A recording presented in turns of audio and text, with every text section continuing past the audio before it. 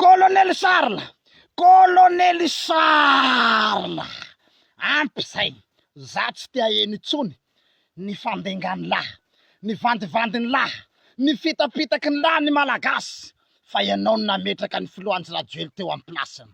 Aza mavandy, aza mandainga, aza mandainga. Izaho zao mpitolona tamin'ny 2009, izaho tsy nahitanao nametraka ny Rajoely tamin'ny plasiny zany. Aza mavandy, pikaramanady ty. Haiko anao fa karamainy Ravalomanana, haiko anao fa pikaramanady ny Faniry Soerneve. Aza mandainga lesy ah, ary zaho mangataka any tribunaly mba excepteo ny fitorian'ny général Saivelo Delphin.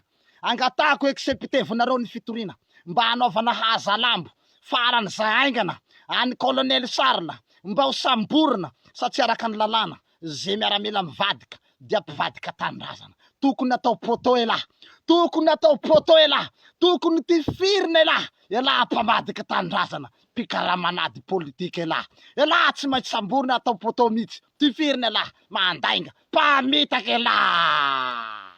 Ouais, Faniry soa, ouais, Faniry soa, ouais, Faniry Soerneve, ouais, rasakinao bavy, rasakinao bavy, rasakinao bavy, anaratsiratsany filoham-pirenenan'ny Rajoely, anaratsiratsany seni Madagasikara anao, anaratsiratsany général Rasar Ravalomanana anao, anaratsiratsany Mamy Ravatomanga anao, zaho tsy manaiky, ouais, zaho tsy manaiky, ouais, tsy maintsy migadra anao, tsy maintsy migadra anao, tsy maintsy migadra ianao.